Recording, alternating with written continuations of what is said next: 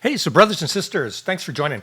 I'm finally getting around to the Emma Watson, J.K. Rowling thing. So I think what I want to do is I want to watch what Emma Watson actually said on this interview that sparked this kind of new engagement in the controversy between the two of them, and then look at what J.K. Rowling said in response.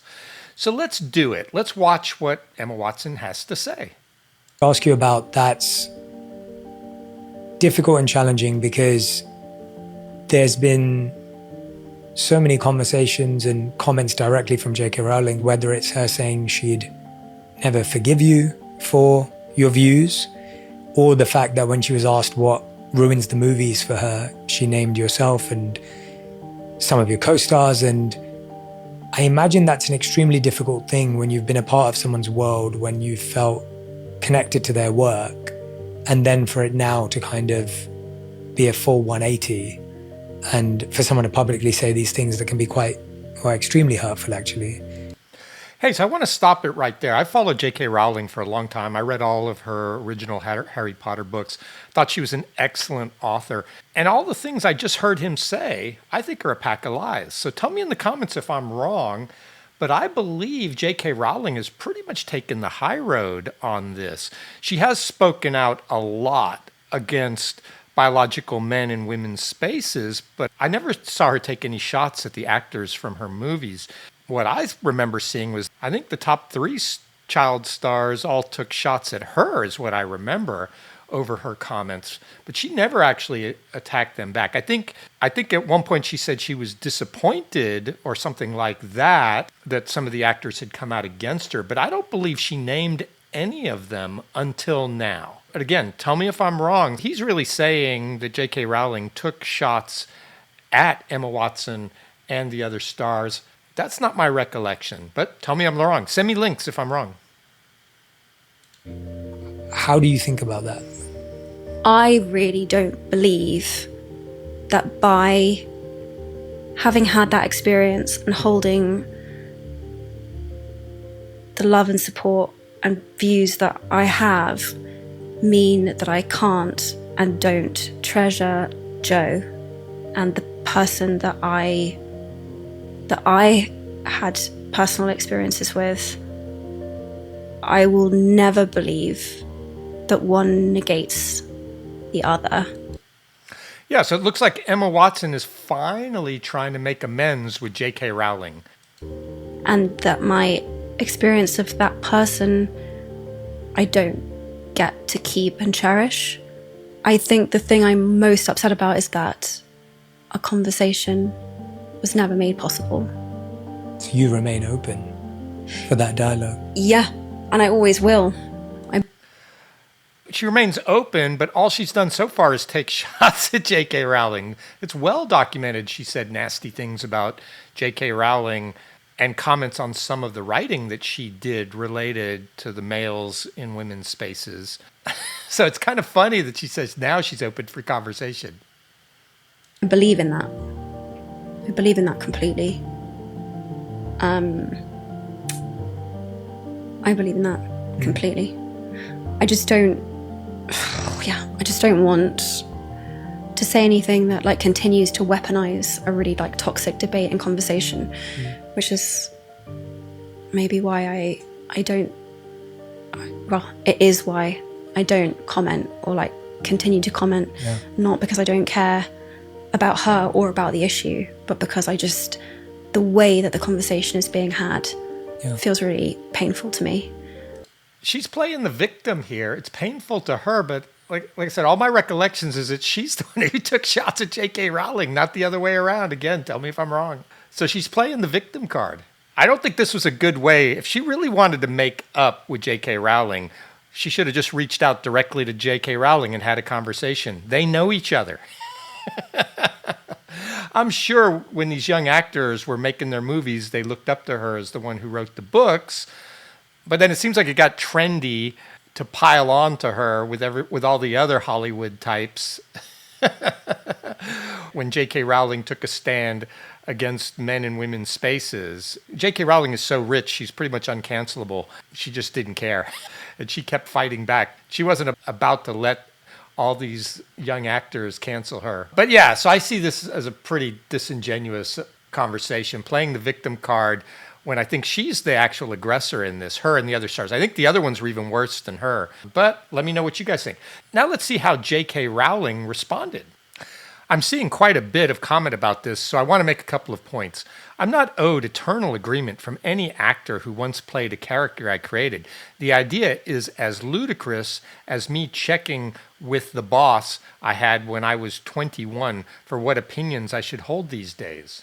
Emma Watson and her co-stars have every right to embrace gender identity ideology. Such beliefs are legally protected. I wouldn't want to see any of them threatened with loss of work or violence or death because of them. However, Emma and Dan in particular have both made it clear over the last few years that they think our former professional association gives them a particular right, nay, obligation to critique me and my views in public. Years after they finished acting in Potter, they continue to assume the role of de facto spokespeople for the world I created. When you have known people since they were 10 years old, it's hard to shake a certain protectiveness. Until quite recently, I hadn't managed to throw off the memory of children who needed to get gently coaxed through their dialogue in a big scary film studio. For the past few years, I've repeatedly declined invitation from journalists to comment on Emma specifically, most notably on the witch trials of J.K. Rowling. Ironically, I told the producers that I didn't want her to be hounded as a result of anything I've said.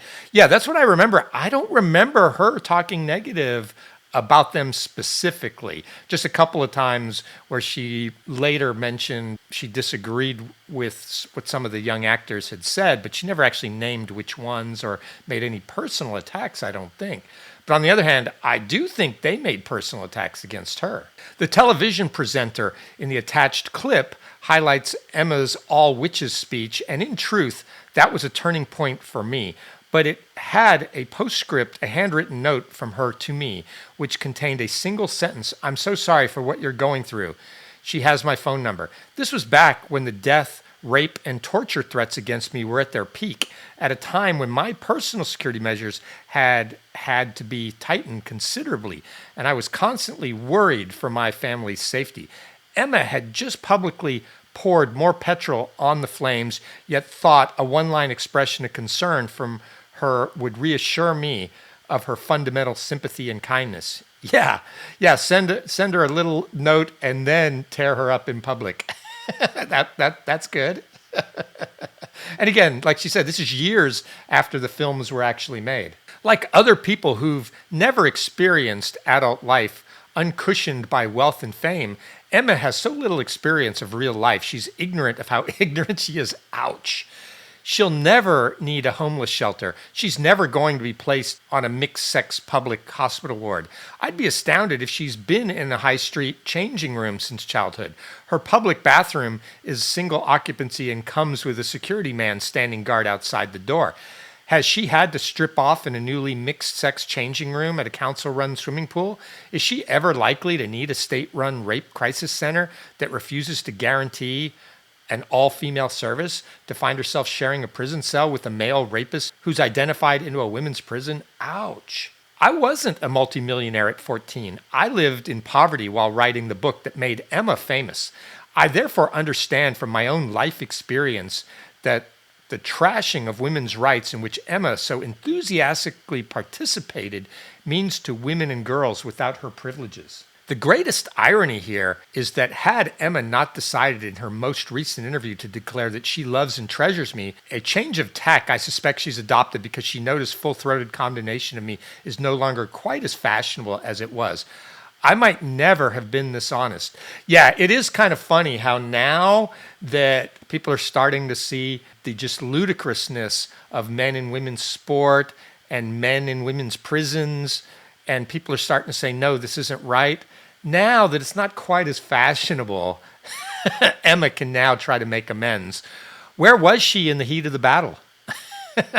A real friend would have helped J.K. Rowling back when there were all those threats against her safety. And J.K. is right to point it out. Adults can't expect to cozy up to an activist movement that regularly calls for a friend's assassination and then assert their right to the former friend's love as though the friend was in fact their mother. Emma is rightly free to disagree with me and is indeed to discuss her feelings about me in public. But I have the same. I've finally decided to exercise it. Ouch. Yeah, see, I'm pretty sure she never called them out like this before, because I think J.K. Rowling did have fond memories for these young actors that she worked with.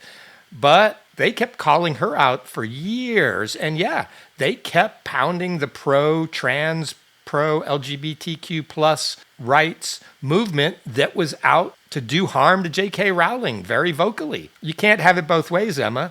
And as she said, you've never walked a day in her shoes. You've been rich for as long as you can remember from the Harry Potter work that was really created by J.K. Rowling. You should, I would think she should have shown more gratitude. But again, that wasn't what was fashionable in Hollywood or in elite circles at the time. So JK, good for you. And it just goes to show you, don't make a writer mad. Holy mackerel. J.K. Rowling is a professional writer.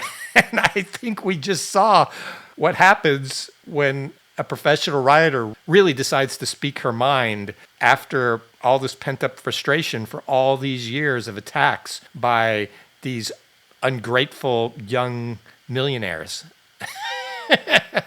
So good for you, JK. I'm glad that you decided not to appease the mob. And now, unfortunately for Emma Watson, she was probably better off not saying anything, because she's now failed the 100% purity test that the elites on the left require. She just broke ranks with the trans activists. So she just took up sides with the ultimate TERF, J.K. Rowling. I'm sure the trans folks are tearing into Emma Watson right now. So Emma, welcome to J.K. Rowling's world. Hey, that's what I think. Let me know what you think in the comments. Like and subscribe if you do. Don't watch me if you don't. Thanks. Bye.